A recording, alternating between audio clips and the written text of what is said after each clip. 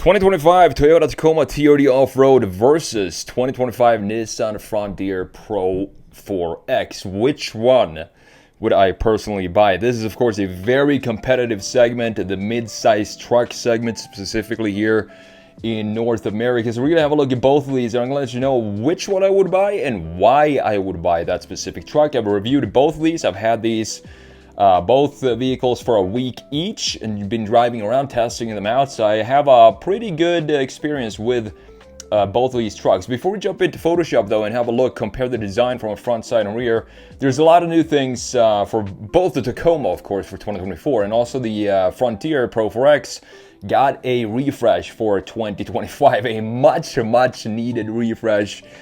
Specifically when it comes to the interior, and I do think they didn't refresh it too much. I do like the old school style that we have for the Frontier. Before we jump in and have a look at the front, side, rear, and also the interior, compare these two in Photoshop, let's check out some of the spec and tech here from these articles from The Drive, and then we have an article from Car and Driver as well. So by all measures, the new Toyota should trounce the older Nissan, but it doesn't. And in back-to-back off-road tests, the two performed more similarly than different, which is very interesting to see because the underpinnings of the Frontier goes back to, I do believe, 2006 or something like that. It's a very old school truck. The Tacoma platform is shared with the Tundra, Sequoia, Land Cruiser, and the 4Runner, and it features an all-new 2.4-liter turbo 4-cylinder engine. You can get it, the TRD Off-Road that we're comparing here, you can actually still get it with a 6-speed manual, which is fantastic news. It drops the power by about, I do believe, 7 horsepower or something like that. I do believe you have 280 for the manual, 287 for the automatic in the TRD Off-Road trim, and this is made it to a 2-speed transfer case. You got sway bar disconnects, which is great for when you take this on some serious trails. And electronic locking rear differential to an array of camera angles as well, and new crawl control settings for 2025. The Frontier is a simpler truck. Now in this case, the Drive here, this was written in 2024, so this is the pre-facelift. So some of these things have been changed. We're going to have a look at that for 2025 in the other article in a minute. So the Frontier is a far simpler truck. Its underpinnings are just a mild tweak from the previous model. Actually dates back all the way to 2004, not 2006. And you still have a good old naturally aspirated V6 3.8 liter connected to a 9-speed automatic, and also a 2-speed transfer case in this case. Now here it says the old 2024 model year only features the trail cam, hill descent control, and an electronically locking rear diff. We do have some different camera settings now, or camera options for 2025. We're gonna again have a look at those in just a second here. So the base price for the 2025 Tacoma TRD Off-Road comes into $44,790. The Frontier Pro 4X went up by, I do believe, $2,000 for 2025. So it's actually $43,000 and not $41,000 as it says right here.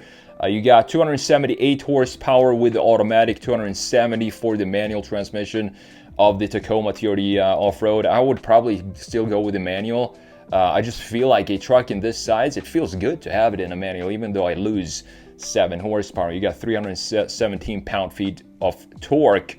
The Nissan is more powerful, but it's actually slower, 0 to 60. You got 310 horsepower from the 3.8-liter V6 and 281 pound-feet of torque. So a little less torque here. We don't have the same hybrid system or a similar hybrid system like we have in the Tacoma, of course. So you got a little bit less torque in that area. And both of these trucks use the Bilstein shock absorbers, and both of them also have proper skid plates underneath, which is great for the transfer case, the front end, and the fuel tank as well. Toyota uses an unspecified composite material for these skid plates. We don't really know what it is. It could be some alien technology Toyota's putting in there. Toyota is still using regular steel, which is also great to see. Now for 2025, as I said, we do have some new updates for the Frontier. You can see we have a brand new front end here where this black plastic covers up all the way from the top all the way to the bottom. We used to have a separation here when it comes to the body color, so we had a bumper that was body color separating the top grille and the lower grille for 2024, and that is the main difference that you can differentiate the 2024 to the 2025, of course. And other changes this year included larger optional 12.3-inch infotainment screen, which I think looks very well integrated, and you also now have wireless Android Auto as standard. And the big thing here when it comes to tech, I think, is the new 360 exterior camera system. Previously, you only had one single camera on the Frontier. Nissan has also made more driver assistance tech standard, including lane departure warnings, automatic high beam headlamps, and adaptive cruise control as well. And you can see the pricing for it went up $2,000 to $43,280 for the Pro 4X now. Compared to 2024. 0 to 60 times here for the Frontier comes in at 7.3 seconds, and the TRD Off-Road managed to do that in 6.8 seconds, even though it does have less horsepower. But 0 to 60 times in this segment, honestly, I don't really think it matters that much. So with that said, let's jump into Photoshop here and have a look at these two beauties of trucks. I really like this segment because I feel like full-size trucks, for specifically if you want to go on trails, might feel a little too big. So this size of truck just feels like the sweet spot if you want to go trailing. So looking at the new 2025 Nissan Frontier Pro 4X here, as I said, we do have a brand new front fascia for 2025, meaning that this plastic here now goes all the way down into the lower section. You can see the red tow hooks here, the big steel skid plate underneath looking very nice, and definitely protects the important pieces in underneath the truck. You have the opening for the grill here and also down here, so two main grills. I do like this chiseledness that we have going all around here. This facelift was much needed when this came out. The headlights look great as well. Thankfully, we do have LEDs, daytime run lights, both in the front and in the rear for the Pro 4X. However, if you go for the base spec of the Frontier, you're gonna get just a regular light bulb in the front end, which does not make sense to me in 2025, and specifically since all trim levels of the Frontier comes with LED taillights. I also want to have all Frontiers come with LED daytime lights in the front end. But beautiful looking truck. It looks way more modern, of course, than the previous generation with all this chiseledness that we have here. Beautiful looking design in afterburn orange is a new color for 2025 as well, and that is the color that we have right here. Now looking at the Tacoma, it clearly has a Toyota design DNA, and this definitely brought it into the rest of the lineup with the Sequoia and the Tundra as well, with all of these similar chamfers to what we have in the Frontier. We have a nice looking headlight here that feels like it's a little bit more stylized than the one that we have in the Tundra, but that is how it's supposed to be. When you have a smaller sibling in the lineup, it's supposed to have a little bit more styling than, curvatures and features and lines than the bigger siblings, which are supposed to be more stately and more restrained when it comes to the styling. So I think Toyota did a great job with this design. You can see the skid plate underneath here with this composite material that we really don't know what type of material it is. You have the fog lights integrated down here at the bottom, looking very, very clean. Both of these have very nice looking designs, and I think they have great design DNA as well. You can clearly see that this up top is in fact a Nissan. If you remove the logo here, same goes for the Toyota. Just remove the logo and you can clearly tell that this is a Toyota and a Nissan. Now looking at the side view here, very, very similar proportions between these two trucks, but a little bit of different styling when it comes to the line flow. We have these fenders dipping down here on the Pro 4X, and this bed design looks pretty dated to me. I'm not sure why, but if we just separate this area right here and remove the taillights, it feels like these curvatures that we have, for example, up top here, it feels more like a 90s truck to me, and I really like that. You also have a nice chamfer going right here in between the bed and the greenhouse, or the cabin, and we have this dip, sort of F-150 dip right here in the window. Just a very, very subtle dip in this line, and the proportions have a clear 3-box design like we want to see in this segment. 1 box here, and then the box for the bed, and of course the box for the front end. We have the new wheels for 2025. We have these new off-road looking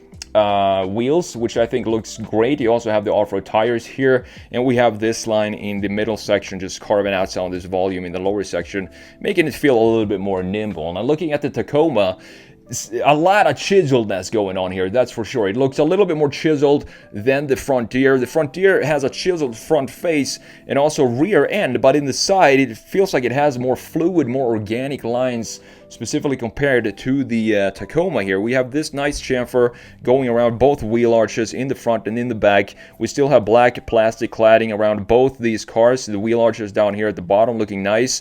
And I do like this line right here in the middle, in the lower section of the center portion. This creates a little bit of a dynamic vibe to the Tacoma. I do think that looks great. Looks maybe like the greenhouse is a little bit shorter, or the window might not, maybe I'm wrong here, but it feels like this Frontier sits a little higher. I mean, specifically in this area where we have this dip in the front end. Here we have just a straight line, and we also have the off-road wheels and tire setup here, similar to what we have on the Frontier, and of course the bumper being designed in-house now and not from a third-party manufacturer, meaning that we do have a bumper that looks well integrated in the rest of the design of this truck. Now looking at the rear end before we jump in and have a look at the interior changes, I mean major changes for the Frontier for 2025. Let's have a look at this rear view design. And this is where I think both of these look super modern, because we do have LEDs for both of these. We have Frontier stamped in the lower section of the tailgate. Nice looking bumper as well. I do like that we have some body colored pieces on the outside of the bumpers, while the intersections are blacked out, just black plastic. I think this is going to take the most abuse during its lifetime, so it's good to have that not being body colored, of course. And here you can see the taillights, even the base S trim comes with these LED taillights, and that is the main reason why I want to have the front end also have those LEDs as standard on every single trim, but that is not the case, as I said earlier on. I do like the taillight design here as well, because they do have a connection to the two bars that we have going on in the front end design. And new for 2025, the way you can tell that this is a 2025 Pro 4X is you have this black graphic piece here that was not existing on the 2024 model year. I do like that black piece, because it sort of reduces the height, the overall height of the tailgate, and makes it feel a little bit more athletic. And now looking at the Tacoma here, you can see the difference here, not having a black graphic here. It makes it feel a little taller than the Frontier, but we still have Tacoma stamped in, similar to what we have on the Frontier here in the tailgate as well. And you do have LEDs, of course, as standard in the rear end for the taillights, looking very much like the Tundra taillights in this case. And this is a very interesting line, this one going down here into the rear axle, creating a super sharp chamfer right in this area, looking very clean and very Toyota. And I feel like this is just a shrunken down Tundra, which is not a bad thing at all, because it creates a very strong red line in the design philosophy of Toyota, specifically their trucks. It makes it feel like they are in fact one single family when it comes to the design.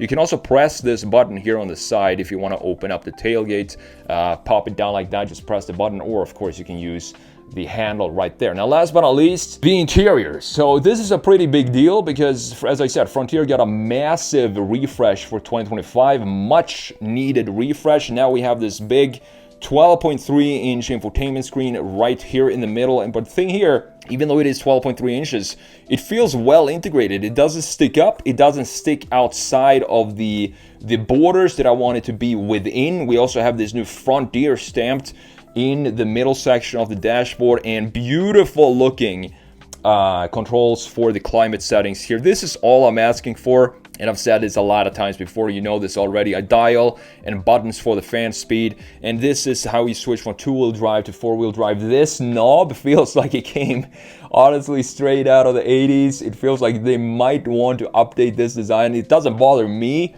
but to have it be in line, you know, with the rest of the graphics and the design for the interior, this feels like it's a very old school design. You have heated seats here as well in two different levels, and we have this regular gear selector in the middle, wireless charging pad, and now it also comes with wireless Apple CarPlay.